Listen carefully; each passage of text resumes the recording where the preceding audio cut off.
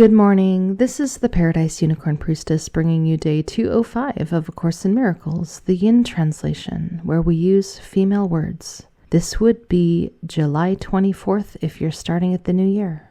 Salvation from fear. Before your sister's holiness, the world is still, and peace descends on it in gentleness and blessing, so complete that not one trace of conflict still remains to haunt you in the darkness of the night. She is your savior from the dreams of fear. She is the healing of your sense of sacrifice and fear that what you have will scatter with the wind and turn to dust. In her is your assurance. God is here and with you now. While she is what she is, you can be sure that God is knowable and will be known to you. For she could never leave her own creation, and the sign that this is so lies in your sister, offered you that all your doubts about yourself may disappear before her holiness. See in her God's creation, for in her, her mother waits for your acknowledgement that she created you as part of her.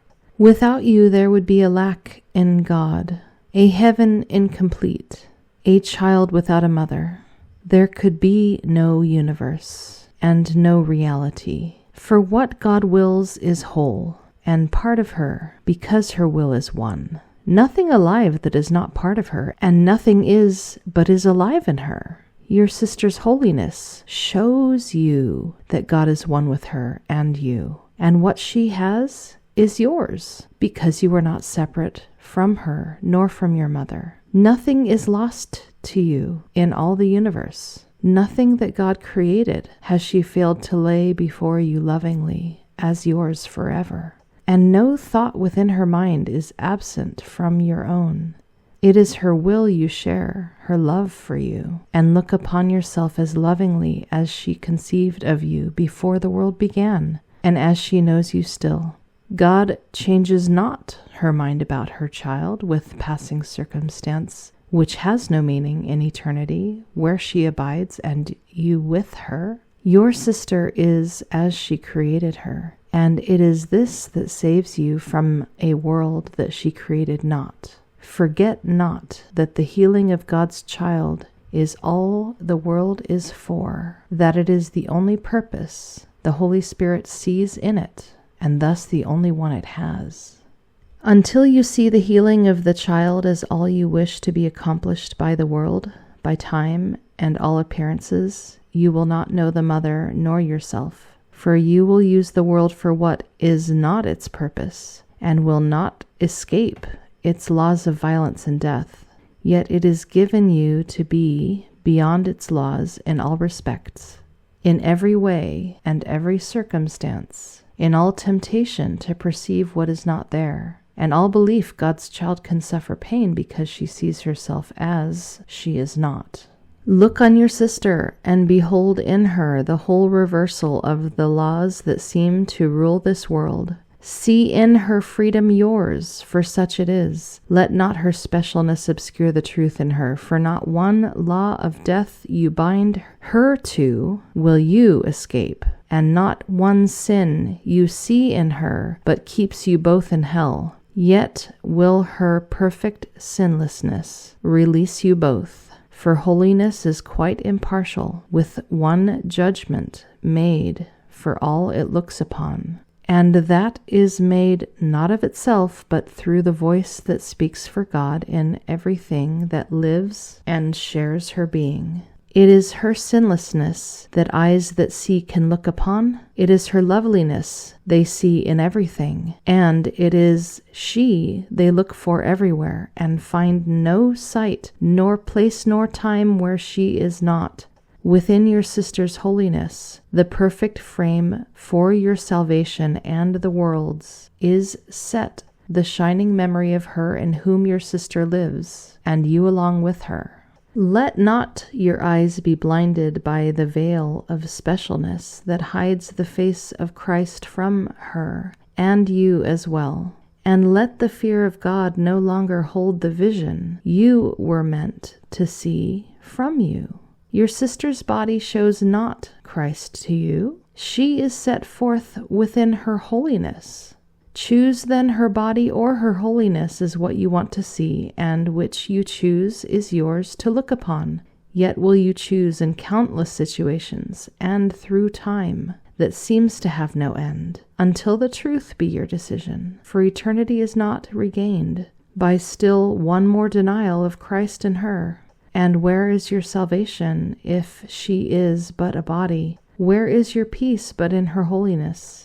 And where is God herself but in that part of her she set forever in your sister's holiness, that you might see the truth about yourself, set forth at last in terms you recognized and understood? Your sister's holiness is sacrament and benediction unto you. Her errors cannot withhold God's blessing from herself, nor you who see her truly. Her mistakes can cause delay, which it is given you to take from her, that both may end a journey that has never begun and needs no end. What never was is not a part of you, yet you will think it is until you realize that it is not a part of her who stands beside you. She is the mirror of yourself, wherein you see the judgment you have laid on both of you. The Christ in you beholds her holiness. Your specialness looks on her body and beholds her not. See her as what she is, that your deliverance may not be long. A senseless wandering, without a purpose and without accomplishment of any kind, is all the other choice can offer you. Futility of function, not fulfilled, will haunt you while your sister lies asleep, till what has been assigned to you is done, and she is risen from the past. She who condemned herself, and you as well, is given you to save from condemnation along with you, and both shall see God's glory in her child, whom you mistook as flesh, and bound to laws that have no power over her at all. Would you not gladly realize these laws are not for you? Then see her not as prisoner to them.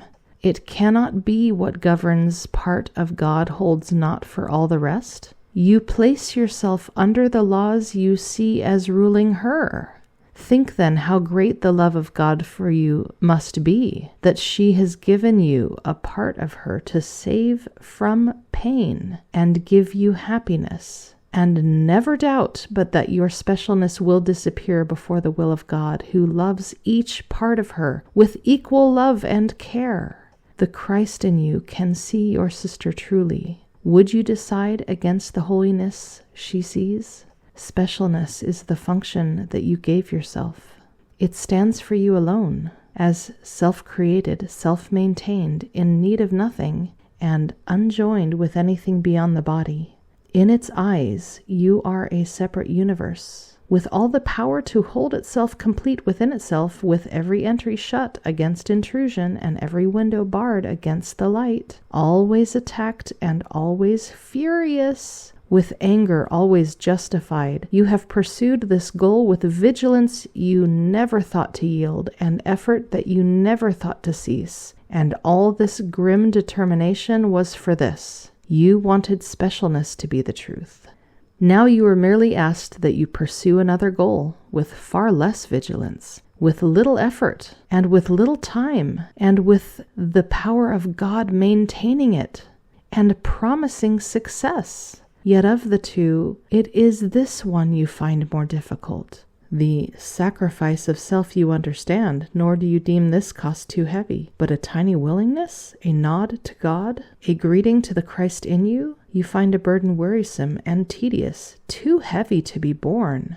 Yet to the dedication to the truth as God established it, no sacrifice is asked, no strain called forth, and all the power of heaven and the might of truth itself is given to provide the means and guarantee the goal's accomplishment. You who believe it easier to see your sister's body than her holiness, be sure you understand what made this judgment. Here is the voice of specialness heard clearly, judging against the Christ, and setting forth for you the purpose that you can attain and what you cannot do. Forget not that this judgment must apply to what you do with it as your ally. For what you do through Christ, it does not know. To her, this judgment makes no sense at all, for only what her mother wills is possible, and there is no alternative for her to see.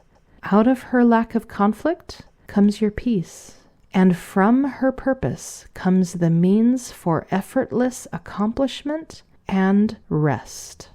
A Course in Miracles tells us that love is perfectly logical and reasonable. It is reason, it is sanity. Everything else is insanity and chaos and lack of order and lack of reason. Like a mathematical equation of 1 + 1 = 2. This is saying that we absolutely cannot see anything bad happening to our sister without being able to think of it as happening to us as well. And thus, God, who is the creator of all, is a source of evil and badness. And it follows, it doesn't matter what story we have attached to anything that occurs to us in the illusion, to any individual person that we may think of as heinous. It doesn't matter how heinous. They must be seen as innocent and pure and a child of God and precious and absolutely crucial to the completion of heaven,